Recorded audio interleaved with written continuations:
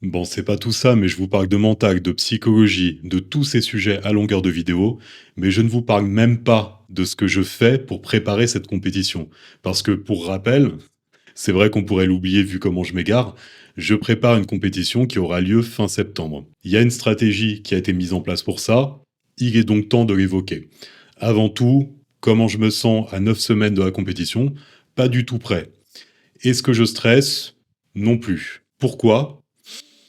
C'est multifactoriel. Disons que je fais confiance au processus, je fais confiance à ce que j'ai mis en place, c'était un peu le but de cette démarche. Je laisse le temps faire son travail, même si cette réserve de temps, ça me nuise de plus en plus. Et puis voilà, tout ça, c'est une occasion supplémentaire de travailler encore et toujours mon mental. Et là, je me rends compte que bah, ce travail a l'air de porter ses fruits parce que en termes de gestion du stress, tout va bien. Peut-être que c'est une erreur, dans le sens où je suis peut-être un peu trop détaché par rapport à tout ça. Et en même temps, vu que je fais ça uniquement pour moi et j'attache bien plus d'importance à tout ce que je suis en train de créer autour, c'est pas vraiment grave au final. Déjà, on va recontextualiser les choses. J'ai commencé ma sèche début juin. Alors sèche, c'est un écart de langage. J'ai commencé à diminuer mes calories. Sachant que je partais de 5000 calories en fin de prise de masse, j'étais à 106 kilos. Là, à l'heure actuelle, fin juillet, je suis à 3500 calories. Je descendais au fur et à mesure de mon évolution, du moment où je pensais le plus opportun, je descendais mes calories. Niveau poids de corps, je suis à 98 kilos. Là, pour ceux qui connaissent les sèches, qui ont déjà été au bout d'une véritable sèche, je suis dans la pire phase. C'est-à-dire cette période où vous avez perdu du volume et vous n'êtes pas encore sec. Donc il n'y a pas encore les veines, les stries, les abdos commencent à repoindre le bout de leur nez.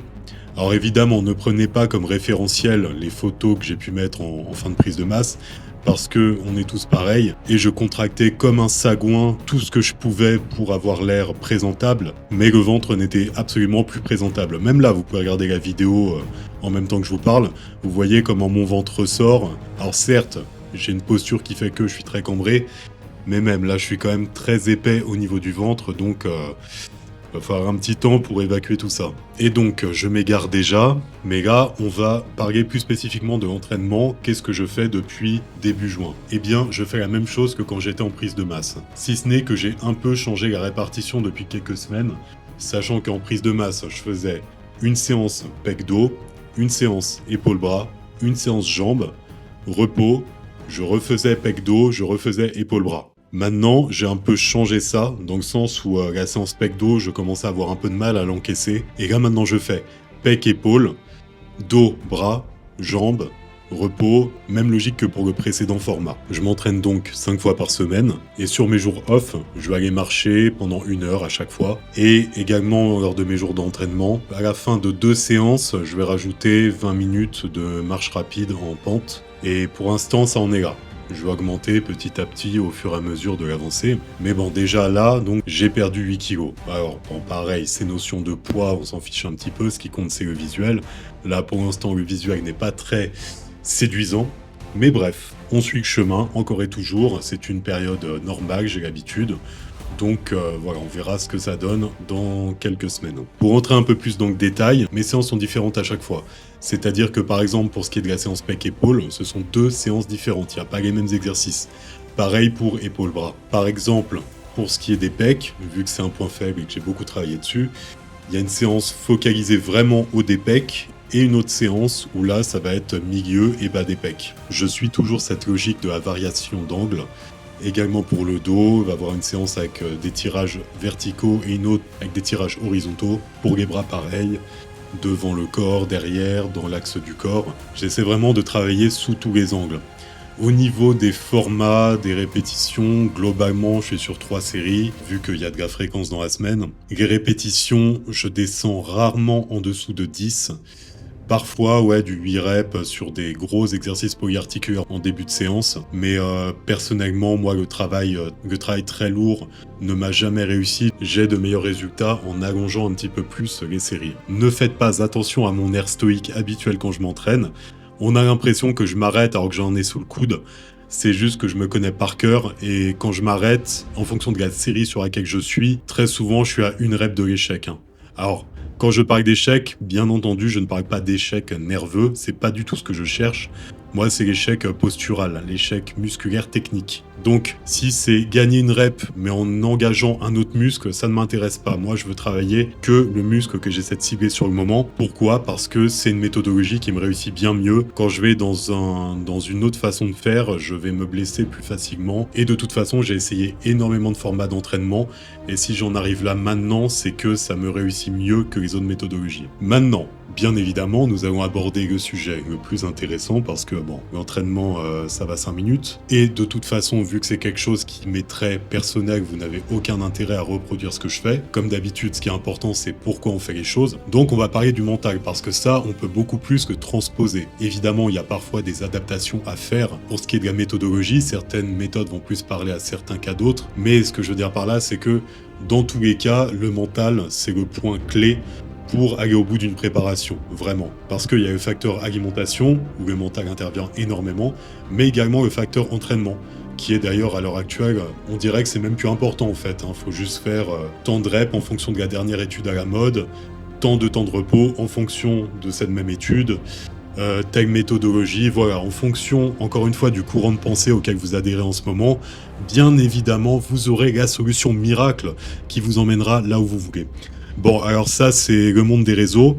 Moi, comme d'habitude, je parle de la vraie vie, parce que bon, le rêve, le fantasme inhérent au réseau, ça ne m'intéresse pas une seule seconde. Et donc, dans la vraie vie, le mental a une importance absolument capitale, parce que c'est ça, la clé qui vous emmènera vers votre objectif. Là, on parle d'une préparation à une compétition. Il n'y a plus d'histoire de plaisir. Les passionnés vont y trouver du plaisir.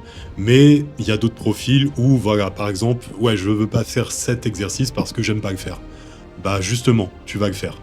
Tu vas le faire parce que cet exercice, par rapport à ta morpho, par rapport à tes déséquilibres, par rapport à là où tu aimerais emmener ton physique, c'est exactement ce qu'il faut faire. Donc, une compétition, c'est constamment aller vers de l'inconfort. Je parlerai plus spécifiquement de l'alimentation, parce que ça, pareil, on peut en faire une vidéo complète. Mais pour l'entraînement, c'est la même chose. Et ça, je le vois à travers mes coachings, on a trop tendance à s'arrêter dès qu'on ressent de l'inconfort. Et justement, c'est à ce niveau-là qu'il faut continuer. Et d'autant plus en tant que compétiteur. Ce combat contre l'inconfort, ça doit être la base de chacune de vos séances. C'est pour ça que j'insiste autant sur des concepts comme la concentration, la focalisation, parce que c'est important de vous mettre dans une bulle pour vous concentrer sur tout ce qui vous attend lors de votre séance et performer à chacune de vos séries, chacune de vos répétitions. Ça, c'est vraiment fondamental pour emmener votre physique là où vous voulez l'emmener. Là, vous avez un laps de temps donné qui aboutit à une date précise et il faut que vous soyez prêt, quoi qu'il arrive à cette date. Donc, il n'y a plus d'histoire de « j'ai pas envie de m'entraîner ». Là, on n'est plus dans cette relation très enfantine aux choses. Là, on prend nos responsabilités et on fait ce qui doit être fait. Quoi qu'il arrive, on s'engage totalement dans le processus. Et faut pas croire, nous sommes tous assujettis au même doute. Vous croyez quoi? 25 ans que je m'entraîne, 25 ans que j'ai cette frustration de pas avoir plus, mais c'est comme ça. Je fais avec, et je continue d'avancer avec les moyens qui sont les miens. Et donc, il y a des séances où, comme tout le monde, j'ai pas envie, des exercices où, à peine avant de commencer, ça me saoule, mais je le fais. Je le fais parce que je pense à mon objectif principal. Et mon objectif principal, c'est cette compétition. Et au-delà de cette compétition, qui au final est accessoire, mon objectif le plus profond, c'est de m'améliorer en tant que personne, de me challenger, de vaincre l'adversité. Parce que ce qui nous limite constamment dans notre vie, c'est la peur. Et la peur, c'est quoi? C'est une potentielle adversité. On n'en veut pas. Et donc, en se forçant à faire des choses inconfortables, comme c'est le cas lors d'une préparation de compétition, on entraîne notre cerveau à accepter l'inconfort.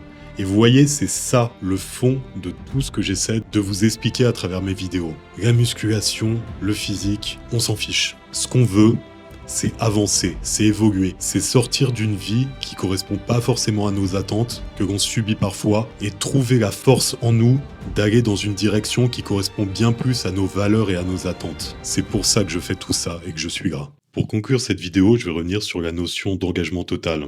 Je parle beaucoup de ce concept. Et pourquoi? Parce qu'il est fondamental en fait, tout simplement.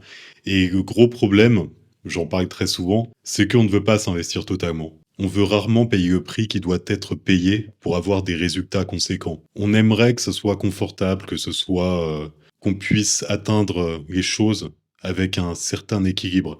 Et c'est ça qui est intéressant dans la préparation d'une compétition, c'est qu'il nous fait comprendre que la notion d'équilibre est un fantasme. C'est très vendu à l'heure actuelle parce que, comme d'habitude, les réseaux nous disent ce qu'on a envie d'entendre, mais tout résultat significatif demande un prix à payer complètement déséquilibré. Là, pour une compétition, on le connaît, c'est beaucoup de temps, c'est beaucoup de rigueur, de discipline, d'organisation. C'est une vie dédiée à ça. Maintenant, ce qu'il faut bien comprendre, c'est que justement, cette logique, cette mécanique, cette organisation, si vous l'appliquez dans un autre domaine qui est vraiment important pour vous, eh bien, c'est ça qui vous permettra d'atteindre cet objectif. Et le truc, c'est que on a trop besoin de petits plaisirs sur le chemin pour nous montrer qu'on est dans la bonne direction. Et c'est ça, encore une fois, qui est intéressant parce que là, comme je l'ai évoqué dans la vidéo, je suis dans la période où ça bouge pas vraiment. Enfin, ça bouge, mais le résultat n'est pas esthétique. Je suis pas encore sec. J'ai perdu du volume. Je suis pas encore défini. Je suis dans un entre-deux où là, justement, si on continue dans la métaphore par rapport au projet dans la vie, c'est comme si vous lancez, par exemple, un projet, une entreprise. Vous vous êtes investi, vous êtes mis en avant, vous avez fait de la publicité et il n'y a pas encore de clients. Mais justement, c'est en persévérant dans cette période que les clients vont commencer à venir.